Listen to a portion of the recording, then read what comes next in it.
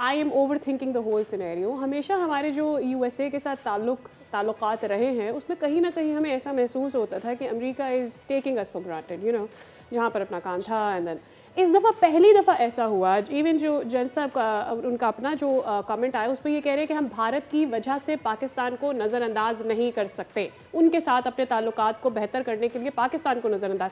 This is the first time जहाँ पर हमें डू मोर का मुतालबा नज़र नहीं आता। हम ट्रेड की बात कर रहे हैं, हम ताल्लुकात हमवार करने की बात कर रहे हैं, हम पाकिस्तान के मसले को हल करने की बात कर रहे हैं, पाकिस्तान को इक्वल इंपॉर्टेंस दे रहे हैं लाइक इंडिया और मे बी मोर.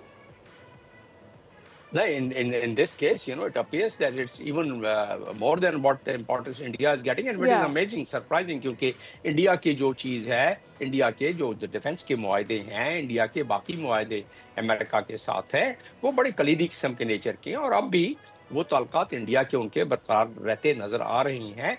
पाकिस्तान को चाहेंगे कि उनसे दोबारा अपने एंगेजमेंट को और अपनी रिलेशंस को दोबारा इस्तेमाल कर लें, बीच में जो हचकोले आए थे उसको ख़त्म करने, और तारीफ़ें शुरू हो गई हैं। काउंटर टेररिज्म की तारीफ हो रही है, पाकिस्तान की कोऑपरेशन की तारीफ हो रही है। पहली दफ़ा इंडिया को बिल्कुल बुलाया ही नहीं, और हमारे chief of staff field marshal नासिफ मुनीर को इनविटेशन आ गई। 250वें जो मिलिट्री का उनका वो है दिन है अमेरिका में, और वो जा रहे हैं। तो इन तमाम चीज़ों को अगर जोड़ें, और उससे पहले आप एक और स्टेप देख लें, चंद दिन पहले जो अक़वाम मुत्तहिदा में 1998 की सैंक्शन कमेटी की हमें सरबराही मिली, चेयरमैनशिप और वाइस चेयरमैनशिप काउंटर टेररिज्म की, इंडिया में मातम पड़ गया कि भाई ये तो टेररिज्म का हम इल्ज़ाम लगा रहे हैं, पाकिस्तान को वो सिक्योरिटी काउंसिल की सब कमेटी का चेयर और डिप्टी चेयर बना रहे हैं, और उसके साथ मजीद 2 वर्किंग ग्रुप का डिप्टी वहाँ में सरबराही दी।